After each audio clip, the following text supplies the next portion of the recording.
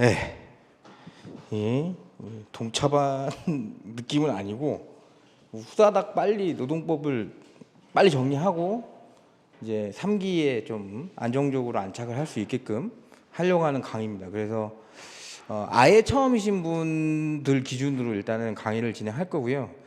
시간표를 봐서 알겠지만 타이트할 거예요. 좀 타이트할 거고 중요한 거 위주로만 할 거고요. 뭐 최근 판례는 제가 언급은 해드릴 거예요. 언급은 하지만 자세한 거는 3기 때 실전으로 연습하면서 그렇게 할 겁니다. 그래서 지금은 어떤 과정이냐면 1차를 어떻게 하다가 1차가 됐는데 이 강의의 타겟은 1차가 됐는데 2차를 하긴 해야겠는데 씨 2기 때 뭐 좀 나오다 말고 1기 때도 듣다 말고 하니까 하나도 모르겠는데 그렇게 그런 느낌인 분들이 지금 앉아 계시면 되고, 아니면 나는 한번 빨리 정리를 하고 싶다, 그런 분들이 있으시면 됩니다. 그래서 연구되고 아마 이거 인강으로도 막 풀릴 겁니다. 근데 어차피 현강 나오셨으니까 현강의 가장 큰 장점은 뭐냐면 단점은 없어요. 장점은 뭐냐면 어쨌든 끝납니다. 어쨌든 끝나요. 그러니까 동영상 강의로 질질 끌지 마시고 빨리 들으시고, 이게 유튜브로 나오면 좋을 것 같긴 하거든요. 유튜브로 나오면 여기 이제 계속 돌아가잖아요. 똑같은 게. 그러니까 그냥 뭐 지하철 타고 다니시면서 그냥 뭐 귀에 꽂고 돌아다니시던가, 아니면 뭐 운동할 때 뭐 꽂고 돌아다니시던가, 아니면 잠잘 때까지도 저를 보고 싶으면 나는 얼굴은 좀 별로고 목소리는 좀 괜찮은 것 같아. 그러면 틀어놓고 잠을 못 잘 수도 있어요.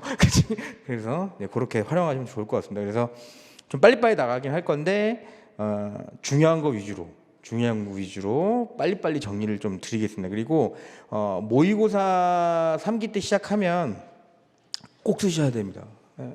그거를 회피하려고 하실 필요도 없고 꼭 쓰시고, 부담이 되면 전날에 말씀 주세요. 그러니까 전날에 말해야 돼요. 왜냐하면 그게 자꾸 뭐 이거 일주일 전에 알려드리고 그러면 이제 그것만 보니까 그거 믿고 어차피 똑같더라고. 그것만 믿고 금요일까지 공부 안 하거나, 그죠? 아니면 그냥 금요일까지 공부하세요. 그냥 하시다가 또 이게 또 애매한 게, 제가 왜 그러냐면 그거 믿고 공부를 안 해, 금요일까지 노동법을. 그죠? 그러시면 안 돼요. 근데 이제 그거를 이제 한 7월 달 말쯤에는 결정을 하셔야 돼요.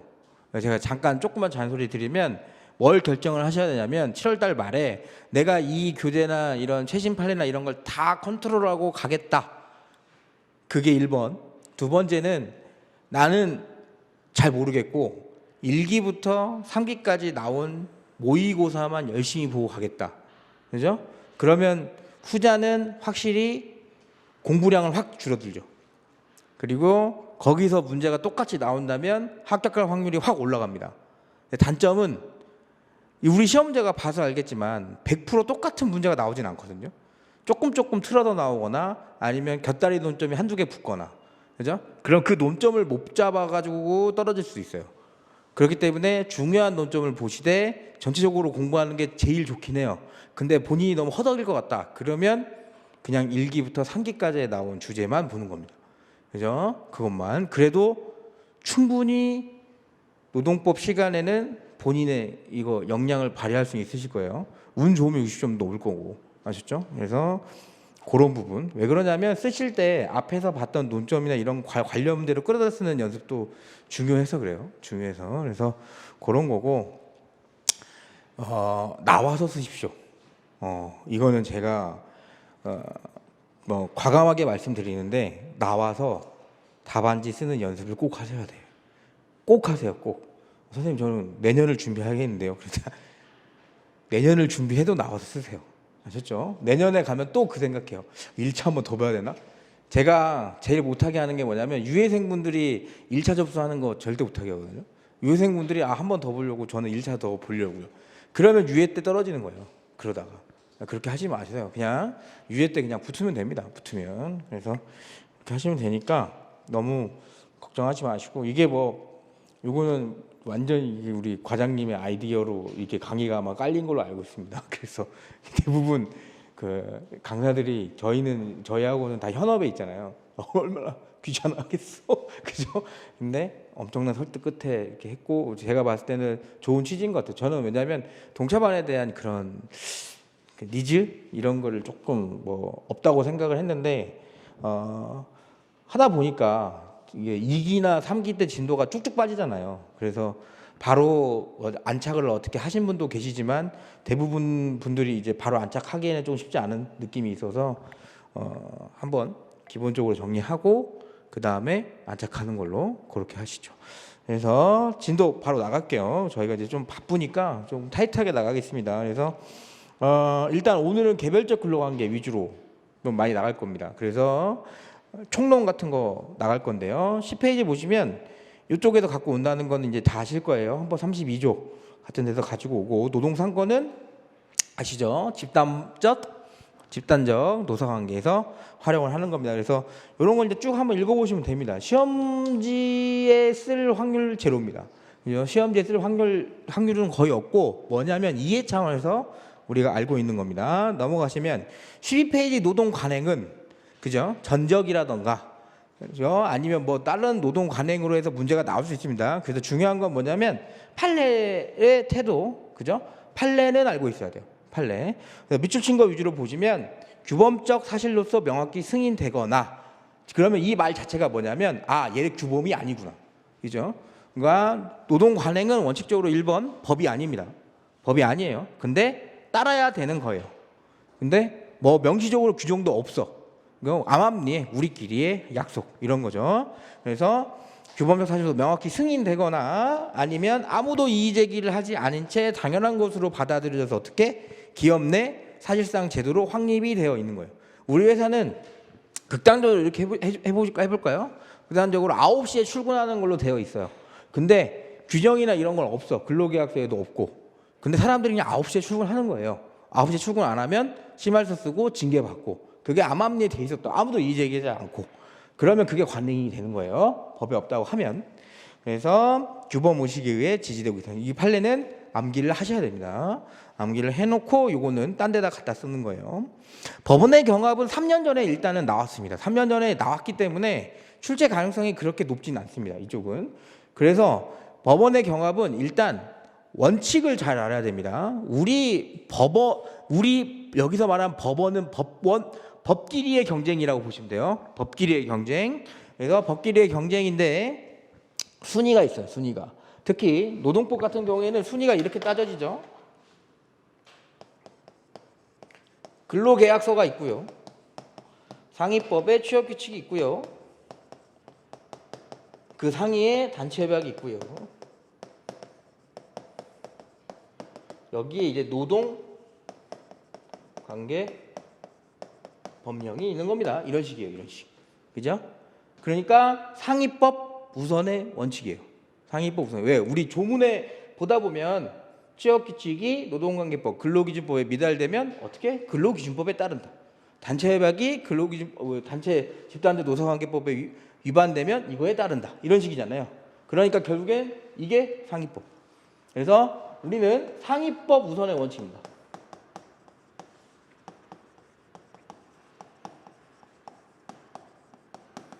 근데 우리가 생각해 보니까 노동관계라고 하는 거는 결국에는 근로자 보호하려고 하는 거잖아요. 그죠? 근로기준법이나 집단도 노사관계가 왜 나왔겠어요? 그런 법들 자세히 보면 근로자를 처벌하는 법이 있나요? 근로자를 처벌하는 게 아예 없어. 그죠? 사업주만 찾고 위반 사항에 대해서 제재하거나 처벌하거나, 그죠? 그러면 일반적으로 민사법상의 1대1 대등한 관계를 근로자 니네가 조금 밑에 있다고 생각을 해서 보호해 주는 거거든요. 얘네들이. 그러면 근로계약서에 그죠? 취업규칙보다 유리한 조건이 적혀 있으면 굳이 상위법 우선의 원칙을 들이대 가지고 취업규칙이 먼저 적용되니까 니네 안 돼. 이렇게 할 필요가 있냐 이겁니다. 그죠? 그 목적과 취지에 어긋나는 거잖아요. 그런 것. 그러다 보니까 근로계약서에 유리한 조건이 있으면 이걸 우선 적용시켜 주세요. 이겁니다. 대신에 이건 뭐예요? 상위법 우선의 원칙의 예외입니다. 예외. 그래서 둘이 붙었을 때 근로계약서가 우선된다는 게 판례가 있었고 요게 시험 문제 나왔죠. 지금 안 나온 거는 단체협약하고 구별하는 건데 단체협약은 일단 노조법 33조에서 어떻게? 위반 이라는 표현을 쓰고 있다는 것 자체가 작던지 높던지 다 그냥 해결 안 되면 위반 이렇게 되는 거잖아요. 해당 안 되면. 그러다 보니까 얘는 유리조건 우선의 원칙이 적용되지 않는다. 그죠? 그 다음에 단체협약의 특성을 생각해 보세요. 그죠? 단체협약은 어쩔 수 없이 노사 간의 협의로 통해서 1년에 한 번씩밖에 적용되지 않는 건데 단체협약으로 열심히 정해놨는데 근로계약서에 쟤네들 유리하게 적어놓으면 와야 되겠죠. 그죠? 그 단체협약의 특성도 고려를 하셔야 된다. 그래서 요게 나오진 않았지만 요게 3년 전에 뭘로 나왔냐면 그 현저히 합리성을 결한 단체협약이 무효다라는 거 그 판례는 나왔습니다. 그래서 결국에는 어떻게 보면 여기가 나올 확률이 좀 많이 떨어져. 지금은. 그래서 그런 거. 그래서 13페이지 보시면 법원 간의 상호 간의 충돌 상위법 우선의 원칙이고요. 유리조건 우선의 원칙이 예외라는 거 잘 알고 계시고 양가로 3번이 취업규칙과 근로계약의 경합인데 밑줄 긋은 거 보시면 규정 내용과 입법 취지 고려해보면 97조 반대 해석해보면 취업규칙에서 정한 기준보다 유리한 근로조건을 정한 개별적 근로계약 부분은 유효하고 취업규칙에서 정한 기준에 우선한다고 적용돼야 된다. 넘어가시면 그러면 취업규칙의 집단동의 절차를 거쳐서 불이익하게 변경했는데도 근로계약이 우선되느냐? 당연히 근로계약이 우선될 수밖에 없죠. 왜? 근로기준법 4조에 보면 어차피 노사 대등 관계에서 자율적으로 결정하라는 원칙도 있어요. 그러면 법문의 해석에 따르면 노동관계법을 우리가 주장할 수 있는 거거든. 그래서 그런 부분이 된다는 거. 그래서 동그라미 이번에 맨 밑에 보세요. 근로기준법 제94조가 정한 집단적 동의는 취업규칙의 유효한 변경을 위한 요건에 불과하고 취업규칙 집단 동의를 받아 근로자에게 불리하게 변경된 경우에도 근로기준법 4조가 정하는 그죠? 자율결정 원칙은 존재한다. 그래서 양가로 3번처럼 동그라미 3번처럼 근로자의 개별적 동의를 받아야 한다. 그렇게 되는 겁니다. 그래서 만약에 개별적 근로계약의 근로조건에 관해 구체적으로 정하고 있지 않으면 그냥 따라가면 되지 뭐 취업규칙 적용한 걸로. 그래서 그런 부분 동일 법원 간의 경합 한번 읽어보시면 되고 단체협약과 취업규칙의 경합은 노조법 33조 1항 있죠. 그 밑줄 주신 거 위반을 잘 보셔야 됩니다. 우리 근로기준법 제97조는 미달이라고 돼요. 미달. 그죠? 그것보다 밑으로 떨어지면 보존해 주는 겁니다. 근데 얘는 그거 위반이라는 표현 자체의 의미가 뭐냐면 높아도 위반이에요. 그죠? 단체협약에서 10,000원으로 정해놨으면 시급을 10,000원만 줘야 돼요. 11,000원 주면 뭐예요? 단체협약 위반이죠. 그래서 안 되는 겁니다. 그래서 그런 성격을 가지고 있기 때문에 하지만 판례는 뭐라고 하냐면 협약자치 원칙을 강조를 하죠. 협약자치 원칙상 노동조합 사용자의 근로조건을 유리하게 변경한 내용 플러스 불리하게 변경하는 것도 당연히 가능하다. 다만 뭐다? 그게 법에 위반되지만 않으면 돼요. 그죠? 법에 위반되지만 않으면 돼요. 그 보신 적 있잖아요. 단체협약 할 때 기존에 과거에 있었던 임금 자체를 주는 것도 상관없잖아. 그죠? 단체협약이 꼭 임금을 올릴 필요는 없으니까 대신에 그게 이제 최저임금이나 이런 거에는 위배되면 안 되겠죠. 그래서 그렇게. 그다음에 위와 같은 단체협약의 개정의 경위라던가 그 취지를 볼 때 개정에도 불구하고 종전의 단체협약과 동일한 내용의 취업규칙 그대로 적용되면 단체협약을 왜 체결하냐 이거죠. 그죠? 그래서 단체협약의 개정은 그 목적을 달성하고 없기 때문에 개정된 단체협약에는 당연히 취업규칙상의 유리조건의 적용을 배제하고 개정된 단체협약이 우선적으로 적용된다는 내용의 합의가 포함된 걸로 봐야 되지 않겠느냐. 그죠? 그래서 이렇게. 그 다음 16페이지 보시면 얘는 중요해요. 얘는 중요한데 어디가 중요하냐면 노마자 2번이 중요합니다. 노마자 1번과 2번은 똑같은 판례긴 한데 그죠? 어쨌든 불법 체류 외국인은 출입국 관리 법령에서는 위반이지만 그죠? 근로기준법 하에서 보호를 받는다 안 받는다? 받는다. 노조법 하에서도 보호를 받는다. 이렇게 결론 내리시면 돼요. 그럼 출입국 관리법에서 과연 금지하는 건 뭐냐? 고용행위 자체를 금지하는 겁니다. 고용행위. 불법적인 사람을 고용하지 마세요. 이게 끝이에요. 출입국 관리법은. 근데 근로기준법은 뭐예요? 불법적인 사람을 고용했지만 와서 일한 거는 있죠. 이미 형성되어 있는 근로관계. 그죠? 그런 거는 당연히 무효로 시킬 수는 없겠죠. 그죠? 일 시켰는데 돈 안 준다. 그럼 불법 외국인 쓰고 임금 하나도 안 줘도 되냐 이거지. 그거 안 될 거 아니에요? 큰일 나는 거죠. 그래서 양가로 2번, 동그라미 1번 판례 한번 읽어보시면 되고요. 동그라미 2번도 읽어보시면 돼요. 동그라미 2번에 밑에서 두 번째 줄 보세요. 자, 불법 체류 외국인은 어쨌든 뭐예요? 근로기준법의 보호는 받아요. 근데 우리가 뒤에서도 보겠지만 우리나라는 근로기준법이 강화되어 있기 때문에 해고를 함부로 할 수 없습니다. 근데 불법 체류 외국인은 고용이 안 되는 사람이잖아요.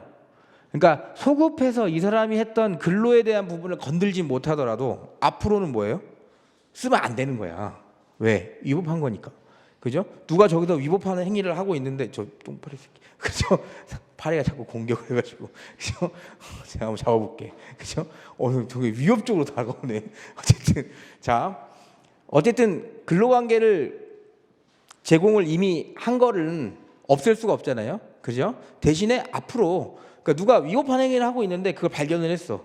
신고를 했어요. 그럼 이전 건 어쩔 수 없다 하더라도 앞으로 하면 안 되잖아요. 똑같아요. 그래서 취업 자격 없는 외국인과의 근로관계가 어떻게 된다? 정지되는 거예요. 정지. 그 다음에 당사자는 언제든지 그걸 이유로 해지할 수 있다. 무슨 말이에요 이거? 해고할 수 있다고요. 정당한 해고 사유라는 말입니다. 아셨죠? 그렇게. 요양급여 산재도 당연히 가능한 겁니다. 대신에 조심하셔야 될 게 17페이지 맨 위에 보세요. 부상 당시여야 됩니다. 부상 당시. 그죠? 부상 당시에 사용 종속관계 근로를 제공하고 그죠? 근로를 대가로 임금을 받아온 사람이어야 합니다. 당시에. 노조법상 보호는 정말 중요합니다. 그래서 판례 보시면 왜 그러냐면 이제 불법 체류 외국인이 개별적 근로관계도 보호받는 건 여러분 좀 이해를 해요. 왜? 일을 했는데 돈을 안 받는 건 이상하잖아요. 누가 봐도. 근데 노조법상 보호는 어디까지 되냐면 이 사람들이 노조를 만들어도 되느냐? 이걸로 되는 거거든. 근데 노동조합을 만든 이유는 뭐죠? 노동조합 만든 이유는 내가 안전한 근로환경에서 일하고 내 근로조건 좋게 하려고 그걸 혼자 힘으로 안 되니까 여러 명이 모여서 하겠다는 거거든. 그죠? 근데 아까 뭐라고 그랬어요? 정지된다며. 일을 할 수 있는 없는 사람들이 과연 이 노동상권이 필요하냐가 쟁점이 되는 겁니다. 근데 법원은 어떻게 본다? 법리적으로만 딱 접근하면 대법원의 입장이 맞을 수밖에 없습니다. 왜냐하면 근로기준법 2조 2항의 근로자 여기 나와 있죠. 법규정 잠깐 보시면 여기 보세요. 16페이지의 법규정 보시면 직업의 종류와 관계없이 임금 목적 사업이나 사업장에 근로 제공하는 사람. 그죠? 저 옆에 보세요. 17페이지. 임금 목적은 당연한 거고 뒤에 뭐요? 급료 기타 이해 준하는 수입에 의해 생활하는 자. 범위가 더 넓어. 그러면 노조법상 근로자가 임금 이만큼 급료 기타 이해 준하는 수입이라고 하면 범위가 이렇게 있다고요. 그럼 근로기준법 근로자는 어디 들어가는 거야? 여기 들어가는 거야. 여기로. 그죠? 그럼 이미 노조법상 근로자가 훨씬 큰 개념입니다. 근데 불법 체류 외국인을 근로기준법상 근로자로 인정해서 임금까지 줘놓고 노조법상 근로자를 인정 안 된다고 하면 이게 논리적으로 해석 자체가 안 되는 거거든요. 그러다 보니까 대법원 이런 결론을 내린 거고요. 근데 노동상권 필요성도 뭐 불법 체류 외국인한테 있을 수 있구나 생각하는 거고. 근데 대법원 반대 견해는 뭐예요? 현실적인 입장에서 보는 거예요. 이 사람들이 어차피 여기서 일을 못 하는데 과연 교섭이나 협약을 체결할 수 있겠느냐. 더 큰 문제는 뭐예요? 그래, 교섭이나 협약 체결한다고 치자. 사업주가 하겠냐 이거죠. 하겠어요? 할 필요가 없는데 고용 자체를 못하잖아. 그죠? 이제 그런 부분 잘 살려주셔야 됩니다. 그래서 판례에도 보시면 노조법상 근로자란 타인과의 사용속 관계 하에 근로를 제공한 그 대가로 임금 등을 받아 생활하는 사람을 의미하고 특정한 사용자의 고용도 현실적으로 취업하고 있는 사람뿐만 아니라 플러스 실업 상태에 있는 사람도 구직 중인 사람도 포함해서 뭘로 본다? 노동상권의 필요성을 보장한다. 그걸 가장 중요하게 봅니다. 그러니까 당연히 불법 체류 외국인도 뭐예요? 취업 자격 없는 외국인의 고용이라는 사실적 행위 자체를 금지하는 게 출입국 관리법의 취지고 취업 자격 없는 외국인이 사실상 제공한 근로나 권리에 따른 이미 형성돼 있는 근로관계에 있어서 근로자의 신분으로서 노동관계법 재반 권리 등의 법률 효과까지 금지되는 건 아니기 때문에 노조법상 근로자성이 인정되는 한 그러한 근로자가 외국인인지 취업 여부에 따라서 노조법상 근로자 범위에 포함되지 않는다고 볼 수 없다. 왜? 얘네들도 어차피 노동상권 보호는 필요하니까. 대법원 반대위원회 꼭 써야 돼요. 이건. 보세요. 취업 자격 없는 외국인이 애당초 정상적으로 취업하려는 근로자에 해당될 수 없고 이미 취업한 사람조차 뭐? 해지라며. 그죠? 존속도 못 받고 노적부상 근로자 개념에 포함된다고 해서 취업 자격을 자동으로 취득하거나 그의 국내 체류가 합법화 되는 것도 아니면 사용자의 단체 교섭이나 단체별 체계를 통해 근로조건 유지 개선하는 것 자체가 과연 가능하냐? 그죠? 그냥 불가능이잖아요. 그러니까 반대. 그래서 검토는 이제 반대 견해를 하시든, 그죠? 대법원 견해를 하시든, 근데 저는 반대 견해가 맞다고 봅니다. 그래서 그렇게. 노마차 3번이 뭐냐면 파견법. 그러니까 아까 출입국 관리법 위반으로 해가지고 사용사업주한테 뭐 한 거예요? 야, 너 불법 체류 외국인 파견 받았네? 너 이거 고용 했으니까 파견 받았으니까 뭐야? 너 처벌. 근데 뭐다? 고용은 누구랑 하는 거예요? 사용자와 근로자만 하는 거죠. 그러니까 파견 사업주와 파견 근로자 사이에만 이루어지는 거지 사용사업주는 상관이 없다. 아셨죠? 그 최신 판례가 있어서 한번 보셔야 되고요. 19페이지 보시면 근로기준법상 근로자 얘는 별표 치시고, 그죠? 얘는 나올 때 됐습니다. 지금 얘는 나올 때 됐어요. 뭐가 나올 때가 됐냐면 타다 근로자성 있죠. 그 대법원 판례 플러스 아니면 보험 설계사가 나올 수도 있고요. 아니면 지입차주 얼마 전에. 그래서 이 세 개가 지금 현재 대법원에서 근로자성 인정된 굵직굵직한 판례입니다. 그래서 가장 기본적인 판례는 여러분이 잘 알고 계셔야 됩니다. 그래서 형식적 징표, 실적 징표 여러분이 구분하는 건 당연히 아시죠? 그죠? 그래서 판례는 판례태도 보시면 논의의 실익은 당연히 이 근로기준법상 근로자에 해당이 돼야지 근로기준법의 보호를 받을 수 있을 거 아니야. 그죠? 그러니까 어떻게 하면 해당이 되느냐. 그럼 원칙 보세요. 뭐 계약의 형식 필요 없다 이거지. 계약의 형식이 위탁계약으로 써져 있든, 그죠? 아니면 도급계약으로 써져 있든 난 모르겠고 실질이 뭐다? 근로자면 가는 겁니다. 근로자면 가는 거다. 그래서 형식적 징표는 뭐예요? 형식적 징표는 제가 뭘 어떻게 해석하라고 그랬어? 눈으로 봤을 때 보이는 겁니다. 눈으로 봤을 때. 기본급이나 고정급이 정해져 있는데 보이는 거고 세금 어떻게 처리했는지 볼 수 있는 거잖아. 사회보장제도, 그죠? 근로자면 사회보험법 할 때 아셨겠지만 사회보장법으로 보호받고 있죠. 그죠? 그런 게 하는 거는 다 뭘로? 형식적으로 눈으로 볼 수 있죠. 근데 이런 구조는 어떻게 사용자가 돈을 주는 입장이니까 사용자가 경제적으로 우월한 지위에서 막 정할 수 있는 겁니다. 그러니까 이것만 보면 안 되고 어떻게 해야 된다? 넘어가셔서 양가로 4번 실적 징표를 봐야겠다 이겁니다. 그래서 이거는 토시 하나 틀리면 안 돼. 여기는 아셨죠? 지금 양가로 4번까지는 한 번도 틀리시면 안 돼요. 한 글자도. 그래서 종속적인 관계 있는지는 동그라미로 보세요. 업무 내용을 사용자 정하고 취업식 또는 복무, 인사규정 등의 적용을 받고 상당한 지휘 감독을 받는지, 그리고 근무 시간과 근무 장소를 지정, 그리고 근로자가 이에 구속되는지, 노무전문가 스스로 비품이나 원자재, 작업도구 등을 소유하거나 제3자를 고용해서 업무 대행케 하여 독립하여 자신의 계산으로 사업을 영위할 수 있는지, 그죠? 노무제공에 통한 이윤과 창출의 손실의 초래의 위험을 스스로 안고 있는지. 뭐예요 이거? 본인이 벌고 본인이 장사 안 되면 월급을 못 받아. 그럼 누가 근로자 하려고 하겠어? 그죠? 그죠? 그러니까 사장들은 장사가 안 되면 본인이 못 가져가는 거죠. 그렇게. 그리고 여기서만 계속 일하느냐, 여기와만 일하느냐가 전속성입니다. 전속성하고 계속성하고 다른 말이에요. 전속계약이라고 하면 여기서만 계약이 되어 있는 거고요. 계속성은 여기서 계속 일을 하느냐 이겁니다. 보수 성격 자체가 근로자체 대상적 성격이니 무슨 말 하는 거야? 임금이냐 이거지. 임금이냐.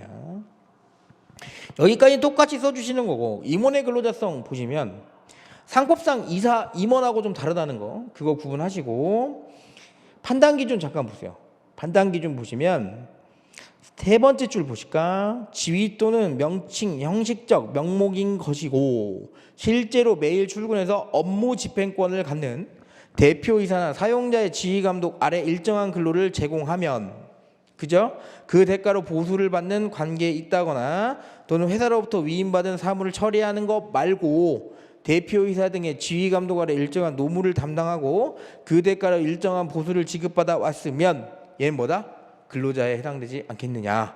그죠? 요 판단 요건이 들어가야 되고요. 나오면 모자 회사는 뭐예요? 중간에 가운데 법인이 있는 겁니다. 이거 헷갈리면 안 되는 게 뒤에 사용자 개념 확장하고 헷갈리면 안 된다고 그랬어요. 근데 이게 2년 전에 나왔기 때문에 다시 나올 확률은 좀 적습니다. 어쨌든 2년 전이 아니고 4년 전에 나왔어요. 4년 전에 나왔기 때문에 다시 나올 확률은 적지만 그래도 알고는 있어야 되죠. 그래서 모자 회사는 모회사, 자회사가 있어요. 자회사가 별도의 독립 사업체로 있는 거예요. 아셨죠? 근데 그 사업체가 뭐야? 보니까 사업체만 있는 거지 뭐 주로 뭐야? 모회사가 하라는 대로 다 하는 겁니다. 그러다 보니 실질 사업주 누구다? 모회사라는 걸 주장하는 겁니다. 그래서 이것도 밑에서 하나, 둘, 셋, 넷, 다섯 번째 줄 보세요. 위장도급의 형식으로 근로자를 사용하기 위해 법인격을 이용한 것에 불구하고 실질적으로 참가인이 근로자들을 직접 채용한 것과 마찬가지로 참가인과 원고들 사이에 근로계약 관계가 존재한다고 보아야 할 것이라는 판결을 내려 법인격 부인론으로 접근하는 겁니다. 아셨죠? 법인격 부인론으로. 그래서 가운데를 사라지게 한다. 소사장제도 갑자기 툭 튀어나올 수 있어요. 어쨌든 얘도 뭐예요? 근로자였다가 나와요.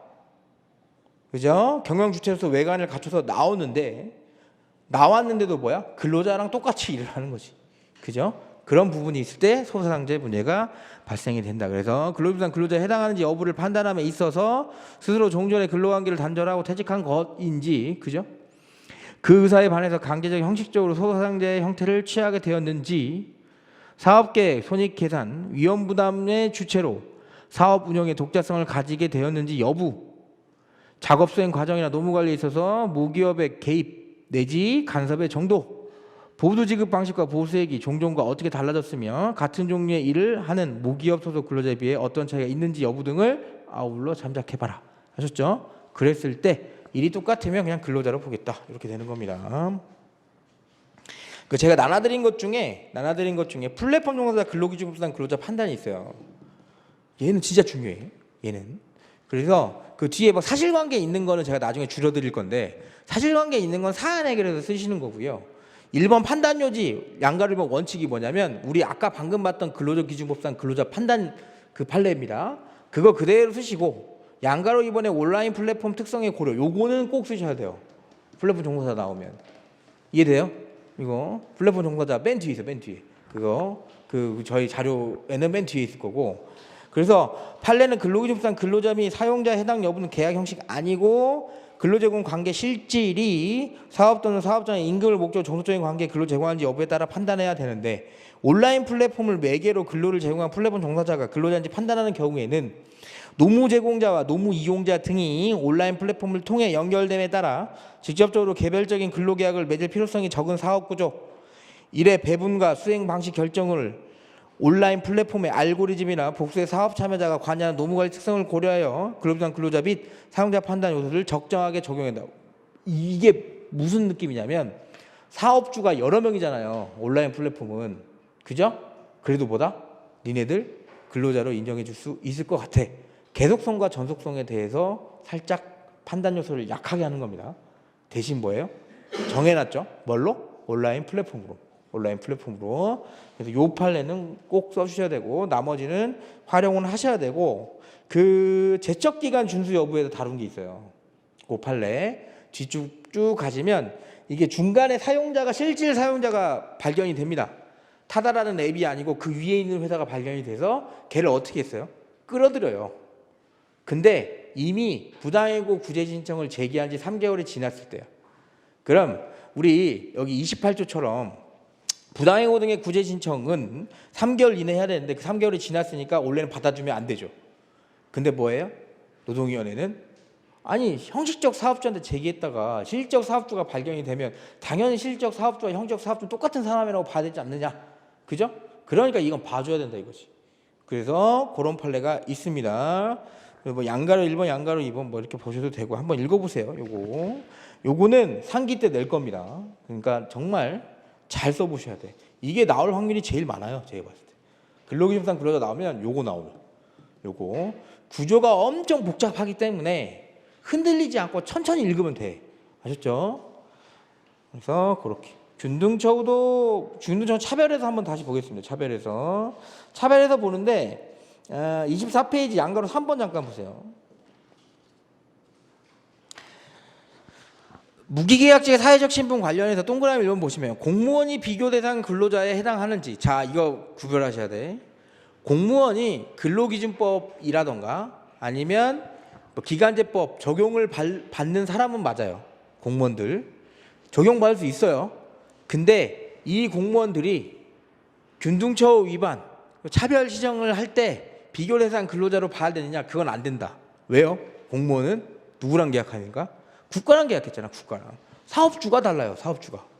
그죠? 그러니까 여기 판례는 뭐냐면 공무원 소속의 계약직 근로자들, 그죠? 지자체장이 예산을 받아서 지자체장하고 계약한 사람들이, 아니면 용역업체를 통해서 계약한 사람들이 공무원하고 똑같은 업무를 한다고 해가지고 차별을 주장한 겁니다. 근데 공무원들은 다 뭐예요? 시험 봐서 된 사람들이죠. 그죠? 그러다 보니까 애초에 뭐예요? 실질, 사업주가 다르다고 판단하는 겁니다. 그래서 동그라미 1번 밑에 부분 보시면 근로기준법 제6조에서 말하는 사회적 신분이 반드시 선천적으로 고정되어 있는 사회적 지위에 국한되거나 그 지위의 변동 가능성이 없을 것까지 요구되는 건 아니다. 개별 근로관계 계약에 따른 고용상 지위는 공무원과 관계에서 근로기준법 6조가 정한 차별적 사유인 사회적 신분에 해당한다고 볼 수조차 없고, 공무원은 그 근로자와 관계에서 동일한 근로자 집단에 속한다고 보기도 어렵다. 왜? 동그라미 2번 보시면 두 번째 줄 보세요. 임용주체 행정처분의 임명행위로 선결되는 공법상 신분관계이다. 그죠? 국가 또는 지방자치에서. 그래서 애초에 뭐예요? 비교 대상 근로자에서 탈락. 아셨죠? 그거 문제 나오면 푸셔야 돼. 답으로. 그러니까 차별적 처우가 있는지 없는지를 가도 돼요, 안 돼요? 판례는 쓰지만 갈 필요가 없다고요. 비교 대상 근로자 탈락이니까. 오케이. 그래서 이렇게 쭉 한번 보시고요. 28페이지 중간 착취 배제도 한번 보세요. 판례는 있으니까. 자, 경업금지 의무 나올 때가 됐습니다. 경업금지 의무도 아예 버리기는 너무 찝찝하죠. 아예 버리기는. 자, 일단 경업금지 의무는 두 가지로 구분을 해야 되는데 어떻게 구분했어요? 경업금지 규정이 있는 경우, 그죠? 그다음에 규정이 없는 경우인데, 그죠? 규정이 없으면 뭘로 가요? 이거 보시면 규정이 없으면 관련 법규가 있는지. 그래서 영업비밀로 간다고. 부정경쟁 방지. 규정이 있으면 뭐야? 이 규정이 민법 103조 위반인지 여부. 이 큰 카테고리를 잘 알고 계셔야 됩니다. 여기가 나오든 여기가 나오든 판례는 다 쓰면 됩니다. 아셨죠? 다 쓰시면 돼요. 그래서 노마자 2번 보세요. 관계 법령에 규정이 있는 경우. 그래서 2조하고 10조는 이건 뭐예요? 부정경쟁 방지법입니다. 부정경쟁 방지법. 이 조문은 줄 겁니다. 이 조문은 줄 거예요. 그럼 여기에 영업 비밀이 특정돼야 되는데, 보시면 우리가 10조를 가지고 관계 법령 규정이 있어서 10조를 가지고 보호를 받는다거든.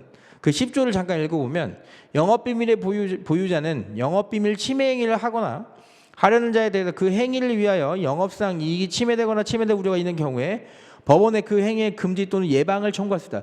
뭐 실무적으로 좀 해보신 분은 아시겠지만 이걸 다 뭐라고 그런다? 이걸 가집행이라고 합니다. 가집행. 그죠? 아니면 가처분. 그죠?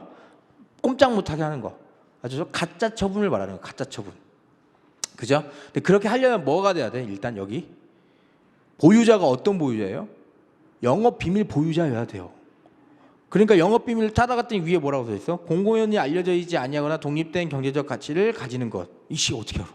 그죠? 추상적이잖아요. 그러니까 추가적으로 판단 기준이 나타나는 겁니다. 그게 2번의 양가로 1번 판례예요. 아셨죠? 그래서 네 번째 줄 보면 그 영업 비밀이 특정돼야 되고, 밑에 보세요. 사용자가 주장한 영업 비밀 자체의 내용 플러스 당연히 되는 거고, 근로자의 근무기간, 담당 업무, 직책, 영업 비밀의 접근 가능성, 전직한 회사에서 담당하는 업무와 내용과 성격, 뭐 나이벌 회사로 가면 안 되겠죠. 사용자와 근로자가 전직한 회사와의 관계 등을 여러 사정을 고려해서 판단해야 한다. 이직 금지가 가능하냐? 가능합니다. 왜? 영업 비밀에 해당되면 부정경제방지법 10조 1항에 하게 돼 있잖아요. 그죠? 가능하다. 금지되는 기사점 원칙 뭐예요? 타 회사로 일단 이직하면 안 되는 겁니다. 아셨죠? 타 회사로 이직하는 시점부터 이 사람이 금지 업무가 되는데, 문제는 뭐야? 손해배상 산정 기간은 영업 비밀에 해당하는 업무에서 배제된 시점부터 하는 겁니다. 아셨죠? 아셨죠? 어쨌든 이직 금지 가처분 하려면 언제 해야 돼? 떠난 다음에 해야 될 거 아니에요. 떠나지도 않았는데 할 수는 없죠. 그죠? 이제 그런 거. 그래서 그런 거 한번 읽어 보셔야 됩니다. 그거까지는 제가 읽어드릴 수 없으니까 중요한 것만 찾고 갈게요. 노마자 3번 보시면 약정이 있는 경우 뭐다? 여기 민법 103조. 그죠? 유효성 판단 기준인데 여기서 신기한 걸 말하죠. 다른 건 쭉 알아. 사용자의 이익, 근로자의 퇴직전 지위, 제한과 기간, 지역, 대상 직종 뭐 이런 거 쭉 보는데 뭐 보호할 가치가 있는 사용자 이익, 그죠? 그러면 그게 뭐냐 이거지. 그죠? 그게 뭐냐? 영업비밀 플러스 제3자의 누설하지 않게 약정하거나 고객관계나 영업상의 신용도 유지도 여기에 포함되지 않겠느냐. 그렇게 됩니다. 경업금지 약정의 성립 같은 경우에는 뭐냐면 그거예요. 법문의 해석을 명확하게 해야겠죠. 왜? 경업금지는 뭘 제한하고 있죠? 근로자의 직업의 자유를 제한하고 있어요. 예. 그렇기 때문에 명확한 해석에 따라서 해야 됩니다. 그죠? 이거 명예퇴직금 그냥 반환하는 내용이 아니고 뭐야? 실제로 가서 너 토해내라 이런 규정이 없으면 그냥 단순히 명예퇴직 반환금만 돌려주고 뭐 일반 퇴직금 받으면 된다. 이 판례입니다. 그래서 그런 것도 있다는 거. 근로자의 불법행위나 손해배상 제한 뭐 이런 거 한번 보시고 업무방해죄는 별도의 논점으로 나올 수도 있어요. 최근에 업무방해죄 문제가 많아서. 근데 업무방해죄는 이렇게 보세요. 일단 위력이 있어야 되거든요. 여기 밑줄 친 거 보시면 업무에 종사 중인 사람에게 직접 가해지는 세력이 아니더라도 사람의 자유의사나 행동을 제압할 만한 일정한 물적 상태를 만들어서 그 결과 사람으로서 하여금 정상적인 업무 수행 활동이 불가능하거나 현저하게 곤란하게 하는 행위도 이에 포함이 됩니다. 확장되는 거고 이 판례는 뭐냐면 동종 업체의 라이벌 업체로 이직하면서 과거에 있었던 업체에서 한 달에 한 번씩 업데이트를 해야 되는데 3개월 동안 안 하고 그 심지어 뭐야 그것까지 다 지우고 나왔어요. 그러면 충분히 뭐 직접적으로 뭐 컴퓨터를 부신 건 아니지만 위력이 있다고 본 겁니다. 그래서 업무방해죄로 인정된 사례입니다. 그래서 그런 것도 있다. 취업 청구권도 한번 보시고요. 35페이지 보세요. 근로계약의 취소 가능해요. 이유가 뭐였죠? 사법상 계약이니까 그렇습니다. 그게 제일 중요하고 취소는 원래 소급해서 무효가 돼야 되는데 우리는 어떻게 아까 판례도 봤지만 외국인 판례도 봤지만 이미 제공한 거 뭐야? 취소하면 소급해서 무효가 될 수 있나요? 우리 회사에서 1년 동안 근무했는데 근로계약 취소가 됐어요. 그러면 우리 회사에서 일했던 기록이 사라지나? 그죠? 사람이 사라질 수는 없잖아. 그죠? 그러니까 장래휴만 있다. 그죠? 그 결론을 좀 잘 알아두십시오. 1번에 두 번째 줄 근로계약 취소 두 번째 줄 보시면 그 법적 성질이 뭐다? 사법상 계약이기 때문에 취소도 가능하다는 거고 양가로 3번 보시면 중요한 부분이니까 취소 가능한 거 넘어가시고 끝에 36페이지 보세요. 그러나 뒤에 취소의 소급표가 제한되어 근로계약 취소의 의사표가 담긴 반소장 부분이 송달 이후 그죠? 내가 너 취소하겠다고 의사표시를 해야 될 거 아니에요.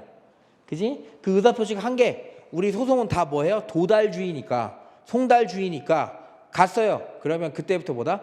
취소. 그래서 장래후입니다.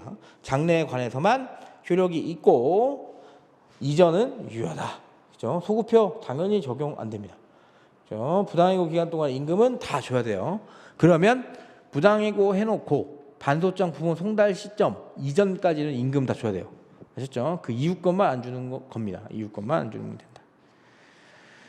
근로조건 명심 한번 보시고 39페이지 위약예정 얘도 이제 빨리 나와야 됩니다. 얘도 그지? 너무 이렇게 질질 끌면 안 되는데 그죠? 위약금 손해배상액의 예정인데 잘 보세요. 위약금은 계약의 사항을 준수하지 않았을 때 위약금을 규정하거든요. 손해배상액 예정은 아직 손해가 발생되지도 않았는데 뭐야? 너 나한테 손해 끼칠 것 같으니까 내가 1,000만 원 걸어놓을게 이런 거거든. 일반 민법상에서는 가능합니다. 근데 근로 제공을 안 한다는 조건, 그죠? 근로계약의 불이행을 이유로 위약금 1억 이거 말이 안 된다 이거지. 왜? 손해가 발생되는지 안 되는지 따지지도 않았잖아요. 그리고 심지어 근로계약을 통해서 계약을 하면 나는 근로를 제공하는 거고 상대방 뭐 주면 돼요? 임금을 주면 되는데 그죠? 그 임금을 위약금으로 계산해가지고 너 지금까지 받은 임금 다 토해내 이런 거 절대 안 되겠죠. 그죠? 그래서 판례의 태도는 이렇게 보셔야 돼요. 임금이냐? 그럼 임금 아니고 교육비냐? 그죠? 교육비 연수비는 뭐야? 사용자가 우선 지출하고 근로자가 뭐예요? 우리 회사에 몇 년 동안 근무를 하면 그 상환 의무를 뭐야? 면제해주는 약정은 좋은 거잖아. 그죠? 그러니까 그건 필요하지 않겠니? 이거예요. 그래서 1번, 2번 한번 읽어보시고 3번 보세요. 원칙. 교육훈련 또는 연수를 위한 비용을 우선 지출하고 실제 지출된 비용 일부 상환을 의무를 부담하기로 하되 장차 일정 기간 동안 근무하는 경우에는 그 상환 의무를 면제해 주기로 하는 취지의 경우에는 그 약정의 필요성이 있고 구체적 범위 보시면 근로자의 자발적 희망과 이익까지 고려해서 사용자가 대신 지출할 것으로 평가되고 약정 근무 기간 및 상환해야 할 비용이 합리적으로 타당한 범위 내에 있으면 괜찮은 거 아니야? 이런 느낌입니다. 그래서 그런 게 있다고 보시고 양가로 3번 승무수당 교육비는 다 판례들이 임금으로 받습니다. 그러니까 그냥 얘는 위양예정 금지인 겁니다. 4번이 임금으로 안 받죠. 왜? 임금 줬어요. 근데 매각에 그죠? 반대하는 조건으로 뭐 한 거야? 돈 준 거예요, 돈. 그리고 중간에 나갔을 때 뭐야? 일하게 해서 줬다고요. 그럼 얘는 엄연히 뭡니까? 임금도 아니고 어떻게 보면 연수비 반환 느낌인 거잖아요. 그죠? 그러니까 얘도 위양예정 금지는 아니다 이겁니다. 밑줄 거 보시면 사용자가 근로자에게 일정한 금전을 지급하면서 의무 근로기간을 설정하고 이를 지키지 못하면 그 전부 또는 일부를 반환하기 약정하는 경우 의무 근로기간의 설정의 양상이라던가 반환 대상인 금전의 법적 성격 및 규모 액수, 반환 약정을 체결한 목적이나 경위 등을 종합해 볼 때 그러한 반환 약정이 해당 금전을 지급받은 근로자의 퇴직의 자유를 제한하거나 그 의사에 반하는 근로의 계속을 부당하게 강요하는 것이라고 볼 수 없다면, 그러니까 강제 근로 아니라면 매각 위로금 반환이 그러면 20조에 해당되지 않는다 이거죠. 20조가 왜 정해져 있겠어요? 우리 회사하고 2년 정도 일 안 하면 뭐다? 월급 한 푼도 안 줄 거야. 이런 거 하면 어떻게? 이 사람이 여기서 일할 수밖에 없잖아요. 그래서 그런 부분 때문에 강제 근로하고도 연관이 됩니다. 검토 보시면 밑줄 거 보세요. 기업 매각에 반대하지 않는 조건으로 위로금을 지급받았고 8개월 안에 퇴사하는 경우 일부를 반환하도록 하는 거 문제 없잖아. 저 월급하고 별도로 돈 받은 건데, 그죠? 그래서 임금도 아니고 연수비 반환도 아니고 그냥 추가 위로금 느낌으로 보시면 됩니다. 사이닝 보너스 같은 경우에는 위양 예정하고 어떻게 보면 붙을 수도 있었는데 붙지 않은 이유가 뭐예요? 옮기는 대가, 이직의 대가로 돈을 지급하는 것으로 법원이 확정을 졌기 때문에 그렇습니다. 근데 여기 잘 생각하셔야 되는 게 뭐냐면 사이닝 보너스를 체결을 할 때 그 사이닝 보너스 계약서에 이미 여기는 이직의 대가의 개념으로 써져 있었어요. 그게 아니고 전속 계약의 조건으로 2천만 원을 줬다라고 하면 그건 얘기가 달라져요. 그때부터. 아셨죠? 그래서 사이닝 보너스가 우리가 갖고 있는 대법원 판례는 임금 성급의 성격도 함께 가지는 게 아니고 이직금지나 전속근무 약속, 이직금지일 뿐이지 전속근무 약속에 대한 대가 및 임금 성급의 성격이 아니라고 나와 있기 때문에 그런 겁니다. 그래서 원칙 좀 볼까요? 밑줄 긋은 거. 사이닝 보너스가 이직에 따른 보상이나 근로계약 등의 체결에 대한 대가로서 성격만 가지는지 의무기간 동안 이직금지 내지 전속 근무 약속에 대한 대가 및 임금 성급의 성격도 가지는지를 따져야 되는데 결국엔 계약서만으로도 안 되면 뭐예요? 계약의 해석의 원칙에 따라서 그 계약이 체결된 동기나 경위 보는 거고요. 목적과 증정한 의사, 전속근무를 조건으로 사이닝 보너스 지급한다거나 그 기간에 중간에 퇴직하거나 이직할 경우 이를 반환해야 하는 등의 문헌이 기재되어 있는지 및 거래, 관행 등을 종합적으로 고려해서 판단해야 될 것이다 라고 보는 겁니다. 아시죠? 그래서 근데 우리 대법원 판례는 이직 및 근로계약 체결에 대한 대가, 그죠? 그걸로 해석된 사안밖에 없습니다. 근데 이게 왜 그러냐면 2번 잠깐 보시면 밑에서 두 번째 줄 보세요. 이직 사례금 7년간의 전속하는 데 따른 전속계약금, 임금 성급으로 각 성격이 모두 포함됐다는 전제 아래 뭐 원고의 청구를 일부 인용했으나 따져봤더니 뭐야? 동그라미 2번 전속계약금이라던가 임금 성급 성격이 없다 이거지. 그죠? 그러니까 계약서에 명확하게 써져 있으면 얘기가 달라져요. 그래서 그렇게. 채용 내정 같은 경우에는 44페이지. 일단 해약권이 유보된 근로계약이라는 걸 알고 계셔야 됩니다. 그죠? 대학교를 졸업하는 거 조건으로 정규직으로 채용을 했는데 대학교 졸업 못하면 뭐야? 취소입니다. 그죠? 취소예요. 근데 얘도 뭐다? 근로자니까 뭐는 있어야 돼? 서면 통보는 해야 돼요. 아시죠? 근데 우리가 나와 있는 대법원 판례는 뭐예요? 경영상 이유에 의한 취소, 경영상 해고를 하는데 뭐다? 얘를 합리적이고 공정한 대상 기준에 올려야 되느냐가 문제인데 우리 판례는 뭐다? 어차피 근로자도 아닌데 그죠? 채용이 예정되어 있는 사람이니까 그거 올리지 않은 거 문제 안 된다. 그죠? 그냥 얘네들 내보내도 된다. 이겁니다. 그 이유가 다른 사람은 근로계약을 체결한 거지만 얘는 해약권 유고부 근로계약이니 사업체가 사정이 변경됐으면 어쩔 수 없이 경영상 이유를 해야 되는 거예요. 그래서 경영상 이유에 해고가 나오면 긴박한 경영상 필요는 무조건 인정될 겁니다. 이걸 물어봐야 되기 때문에. 그래서 45페이지 양가로 2번 보시면 동그란 비추는 거 보세요. 회사의 취업 규칙에 비추어 신규 채용된 자들의 채용 예정 시부터 정식 발령일까지의 사이에 사용자에게 근로계약 해약권 유보된다고 볼 것이어서 근로기준법 24조 3항이 적용되지 않는다고 보아야 한다. 그죠? 그래서 결국 회사의 채용 예정자에 대한 정례유가 정당하다는 입장이다. 대신에 보다 양가로 3번 지켜라. 서면 통지 지켜야 돼요. 이렇게 넘어가시고 시험까지만 보고 좀 쉴게요. 시험까지만 보고 취업 전에 시험은 나올 때가 됐죠. 왜 그러냐면 그 해고 금지 기간 때문에 그래요. 근로기준법 23조 2항 관련해서 시험 기간에 산재당했어요. 시험 기간에 산재를 당했어. 그러면 일단 시험 기간은 끝났죠. 그러면 계약 기간이 끝나냐 이거야. 만약에 시험 기간을 우리가 3개월 잡았는데